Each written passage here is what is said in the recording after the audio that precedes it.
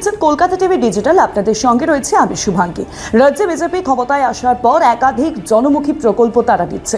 ইতিমধ্যেই শুরু হয়েছে জনতার দরবার, যেখানে সরাসরি মুখ্যমন্ত্রী শুভেন্দু অধিকারী তিনি উপস্থিত হচ্ছেন এবং উপস্থিত হয়ে যাদের যা অভাব অভিযোগ রয়েছে তা শোনার চেষ্টা করছেন এবং তার পক্ষে আমরা দেখছি যে তিনি কিন্তু সমাধান সূত্র বার করার চেষ্টা করছেন।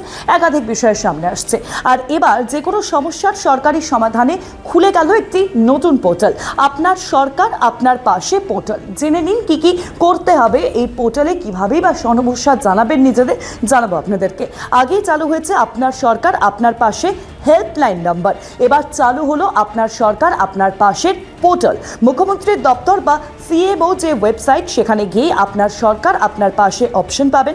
সেখানে help desk number, email ID যেমন দেওয়া রয়েছে, একই সঙ্গে রয়েছে রেজ গ্রেভিয়েন্সের মতো নাগরিক পরিষেবার অপশন। অন্নপূর্ণা যোজনা বা বার্ধক্য ভাতা, বিধবা ভাতা সহ যে কোনো অন্যান্য সমস্যার অভিযোগ জানানো যাবে মুখ্যমন্ত্রীর কাছে এই পোর্টালের দ্বারা একেবারে সরাসরি। যাদের পক্ষে সম্ভব নয় জনতার দরবারে আসা, তাদের জন্য অত্যন্ত সুফল একটি অপশন। রেজ গ্রেভিয়েন্সে ঢোকার জন্য অ্যাপচার ফোন নম্বর দিতে হবে, এরপরেই আসবে ওটিপি। ক্যাপচা ভেরিফিকেশনের পরেই কিন্তু যে বিষয়টি সামনে আসবে যে আপনার অভিযোগ জানানোর জন্য একটি অপশন পেজ খুলে যাবে। নাম, ঠিকানা, জেলা, মহকুমা, থানা, বিধানসভা কেন্দ্র, পোস্ট অফিসের যা যা বিস্তারিত তথ্য, সেই তথ্য আপনাদেরকে দিতে হবে। একই সঙ্গে আবেদনকারীদের বয়স, ইমেল আইডি, যোগাযোগের বিকল্প নম্বরও কিন্তু দিতে হবে। অভিযোগ জানানোর আলাদা বাক্স থাকবে, দিতে পারবেন নথিও সেখানে।